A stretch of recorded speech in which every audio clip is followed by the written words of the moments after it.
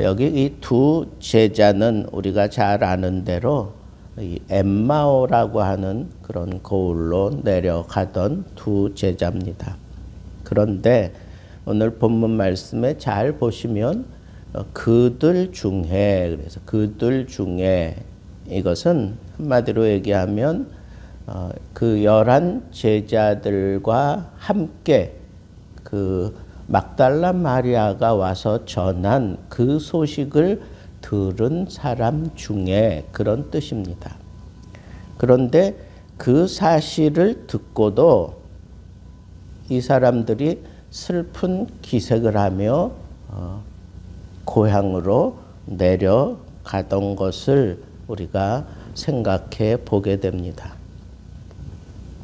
그런데 예수께서 그 두 제자에게 변형된 모습으로 찾아가십니다. 마태복음 24장에 보면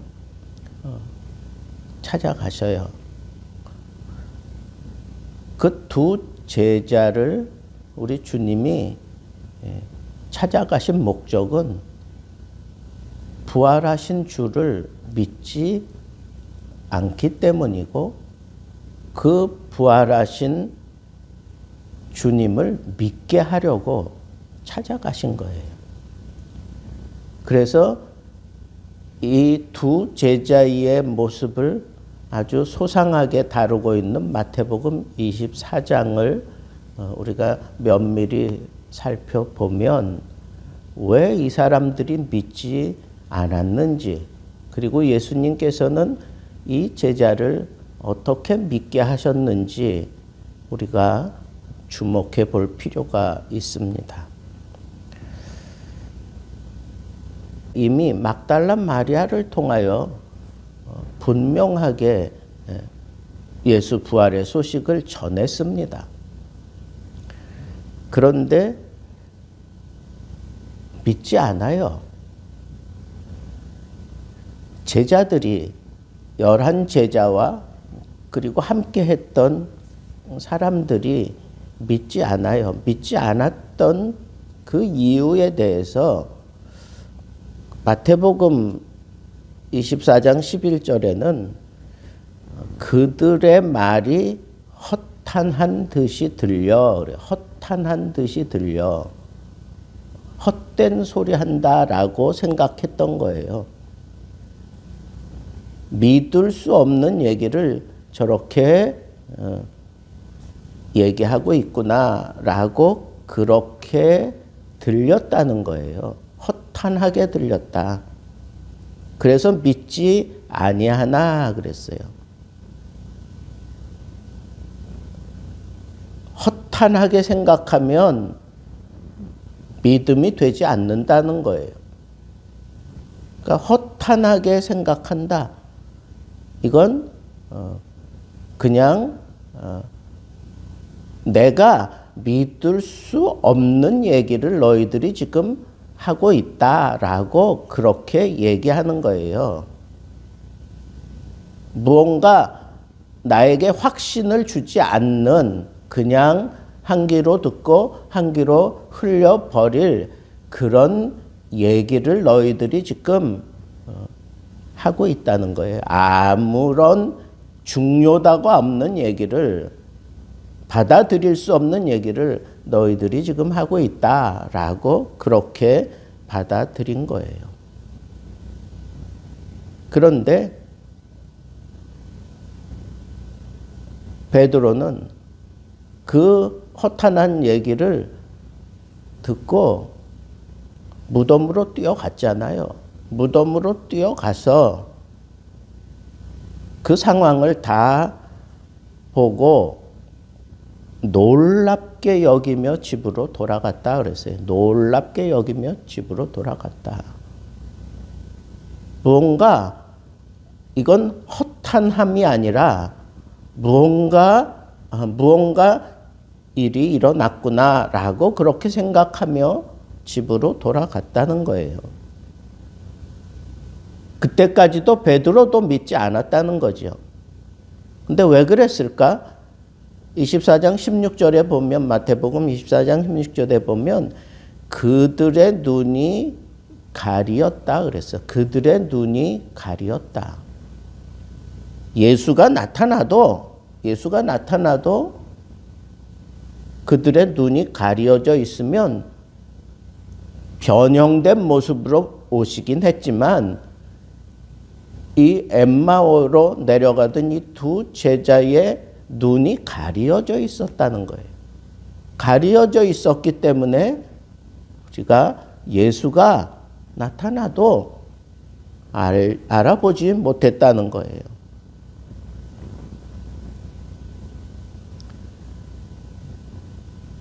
그러면서도 이 두 사람은 예수가 부활했다고 하는 그 얘기를 하면서 지금 내려가고 있어요.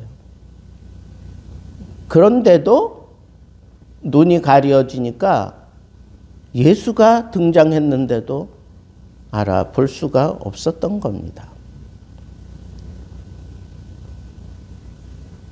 그러면서 그렇게 얘기를 해요. 우리 중에 함께한 자 두어 사람이 무덤에 가 과연 여자들이 말한 바와 같음을 보았으나 예수는 보지 못하였느니라. 예수는 보지 못하였느니라.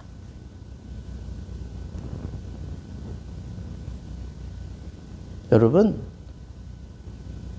시체를 봐야 예수를 봤다 그럴 겁니까? 아니면 정말 부활의 주님이 그들에게 나타나야만 내가 믿는다라고 얘기할 수 있을까요? 그게 우리 주님이 기대하는 믿음일까요? 그것은 아닌데, 그러니까 저는 이 말씀들을 묵상하면서 허탄하게 생각한다.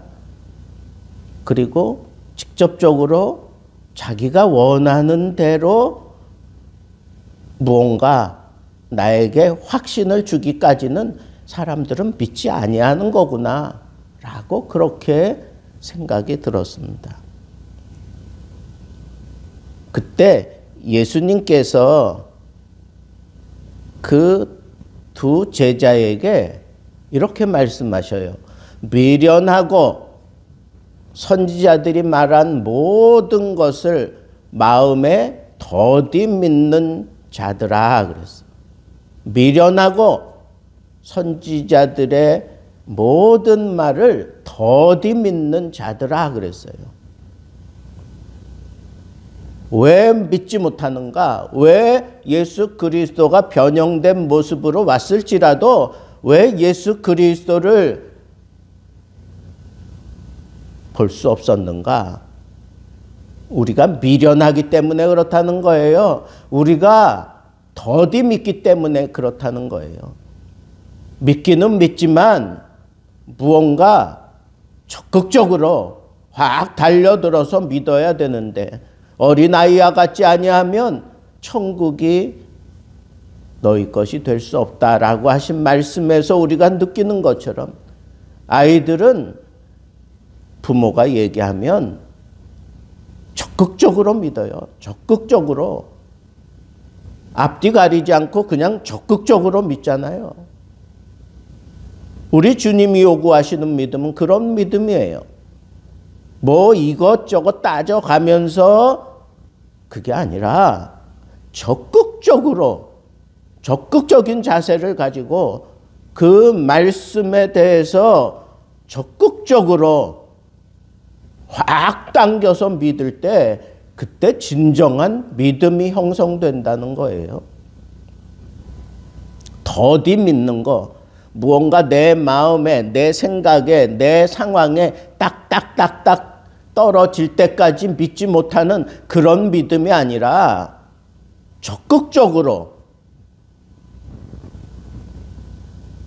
나의 믿음 없는 것을 도와주셔서 그러면서 적극적으로 달려들었을 때 우리 주님께서 그 간질병자의 아비의 기도를 들어주시고 그 소원을 들어주셨던 것처럼 할 수 있거든이 무슨 말이냐? 믿는 자에게는 능치 못할 일이 없느니라 그랬을 때 적극적으로 달려들었잖아요. 나의 믿음 없는 것을 도와주소서. 그 전까지는 혹 하실 수 있으면 이런 태도를 취했단 말이에요. 더디 믿지 말라는 거예요. 적극적으로 믿으라는 거예요. 그럴 때 우리 주님이 그 사람의 믿음에 호응하신다는 겁니다. 우리 주님은 이 사람들이 왜 적극적으로 믿지 못하는 것을 아셨습니다. 그래서 이 두 제자와 함께 하나님의 말씀을 아주 세세하게 자세히 설명하고 가르치셨습니다. 마태복음 24장 26절부터 27절에 보면 그리스도가 이런 고난을 받고 자기의 영광에 들어가야 할 것이 아니냐 하시고 이에 모세와 모든 선지자들의 글로 시작하여 모든 성경에 쓴 바 자기에 관한 것을 자세히 설명하시니라. 자세히 설명하시니라. 그랬더니 이 사람들이 변하기 시작합니다. 날이 저물어지니까, 그리고 예수님은 그냥 가려고 하니까 그 분을 붙잡고 강권하는 겁니다. 우리와 함께 유하사이다. 강권하는 그런 마음이 생겼어요. 이미 때가 저물었습니다. 기울어 가고 있습니다. 우리와 함께 유하로 들어갑시다 라고 얘기해서 예수님이 마지못해 그들에 들어가는 것 같이 그렇게 들어가셨습니다.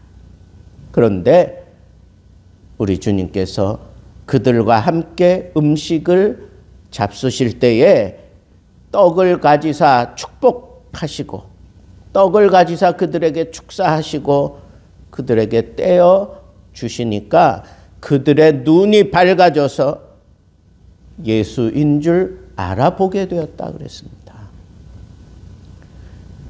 하나님의 모든 말씀을 자세히 설명하는 거 다 듣고 난 다음에 이들에게 강권하는 그런 마음이 생겼어요. 그리고 주님께서 그들에게 떡을 떼어 주실 때 그 떡을 먹자마자 그들의 눈이 밝아져서 예수인 줄을 알아보게 되었습니다. 그리고는 그들이 그렇게 얘기하는 거예요. 우리에게 말씀하시고 우리에게 성경을 풀어주실 때에 우리 마음이 뜨겁지 아니하더냐. 우리 속에서 마음이 뜨겁지 아니하더냐. 예수님이 이 두 제자를 책망하신 그 책망이 뭡니까? 마음에 더디 믿는 자들이요. 그래서 마음이 완악하고 더디 믿는 자들이요. 여러분, 저는 오늘 말씀을 묵상하면서 이 믿음이라는 건 분명한 이런 단계를 거치며 형성되는 거구나 라고 하는 사실을 깨달았습니다. 내 믿음이 연약할 때 우리는 말씀으로 돌아가야 돼요. 이 말씀을 자세히 풀어주시는 성령께 의지하며 이 말씀을 통해서 나의 이 연약한 믿음을 세워야 합니다. 말씀을 자세히 듣고 난 다음에, 말씀을 자세히 이해하고 난 다음에, 말씀을 자세히 풀어낸 다음에 내 마음이 그 말씀이 풀어질 때에 내 마음이 뜨거워지는 거예요. 뜨거워지고 난 이후에 내 마음에 강권하는 믿음이 생겨요. 강권하는 믿음.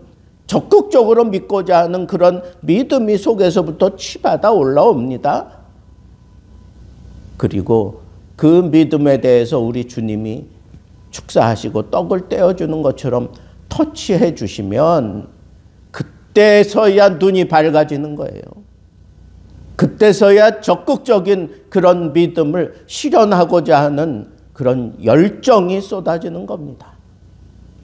엠마오로 내려가던 이 두 제자는 길을 돌려서 다시 사도들이 있는 예루살렘으로 돌아가서 사도들에게 이 말씀을 증거하게 되는 것을 볼 수 있습니다. 여러분, 오늘 말씀 너무 단순하지만 우리가 꽉 붙잡고 실천하지 않으면 우리도 근심하고 실망하며 믿음이 있노라 하면서도 실망하며 살 것이고 내 앞에 벌어진 일들에 대해서 그저 의심하며 마음에 더디 믿게 되고 그리고 실망한 채로 고향으로 돌아가는 그런 모습으로 믿음 생활하고 말 것입니다. 여러분, 엠마오의 이 두 제자에게 우리 주님이 친히 찾아가셔서 그 더디 믿는 것을 깨우쳐주고 확실하게 믿게 해서 그들을 증인으로 삼아 다시 11 제자에게 돌려보내시고 이 부활의 소식을 증거하게 하셨던 것처럼 우리 주님께서 오늘 우리들에게도 바로 그와 같은 믿음을 가지고 생활할 것을 요구하십니다. 이런 믿음 생활하지 않으면 우리 꾸지람 듣습니다. 책망받을 수밖에 없습니다.